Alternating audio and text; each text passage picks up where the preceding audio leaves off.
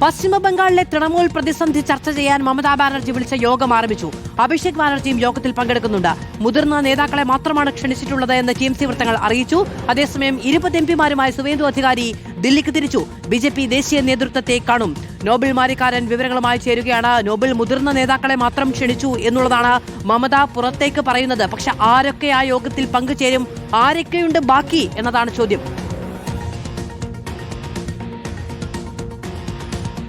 മാധു, ഇന്നിപ്പോൾ മമതാ ബാനർജിയുടെ വസതിയിലാണ് നിർണായക യോഗം വിളിച്ചത്. യോഗത്തിലേക്ക് മുഴുവൻ TMC MLA-മാർക്കും ക്ഷണം ഉണ്ടായിരുന്നു എന്നാണ് അറിയാൻ കഴിയുന്നത്. പക്ഷേ ആരും അങ്ങോട്ട് വന്നില്ല എന്ന വിവരം പുറത്തേക്ക് വരുന്നു. പ്രധാനമായും അഭിഷേക് ബാനർജിയും മറ്റു ചില മുതിർന്ന നേതാക്കളും മാത്രമാണ് ഇതിൽ പങ്കെടുത്തതെന്നാണ് ഇപ്പോൾ അറിയാൻ കഴിയുന്നത്. പ്രധാനമായും ഇപ്പോൾ വലിയ പ്രതിസന്ധിയാണ് തൃണമൂൽ കോൺഗ്രസ് പശ്ചിമബംഗാൾ നേരിട്ടുകൊണ്ടിരിക്കുന്നത്. പാർട്ടിയും ചിഹ്നവും നഷ്ടപ്പെടുന്ന സാഹചര്യം ഉണ്ട്. ഒപ്പം പ്രതിപക്ഷ നേതൃസ്ഥാനം ഋതുപ്രതാ ബാനർജിക്ക് പോകുന്ന സാഹചര്യം ഉണ്ടായിരിക്കുന്നു. ഇതിലേക്ക് എങ്ങനെ അതിജീവിക്കാം എന്നാണ് പ്രധാനമായി ചർച്ച എന്നാണ് അറിയാൻ കഴിയുന്നത്.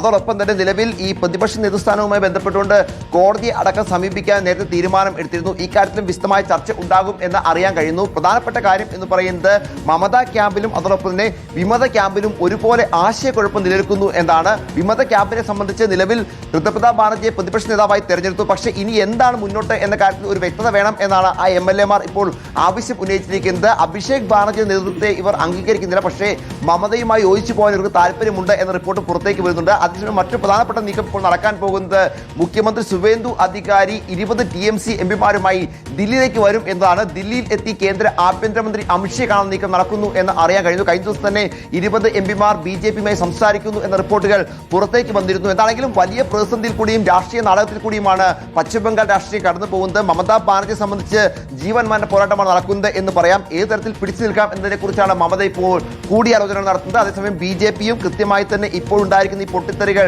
അവർക്ക് ഗുണകരമാവുന്ന രീതിയിലേക്ക് മാറ്റാനുള്ള ശ്രമം തുടരുകയും ചെയ്യുകയാണ്. മാധു, ശരി, നോബൽ മാരിക്കാരനാണ് വിവരങ്ങൾ നൽകിയത്. മമതാ ബാനർജി തിരിച്ചുവരവിനുള്ള ശ്രമങ്ങൾ നടത്തുന്നു. ആരൊക്കെയാണ് ഒപ്പമുള്ളത് എന്ന് ഉറപ്പിക്കുകയാണ്. നിർണായകമായ യോഗം ഇപ്പോൾ മമതയുടെ വസതിയിൽ തുടരുകയാണ്.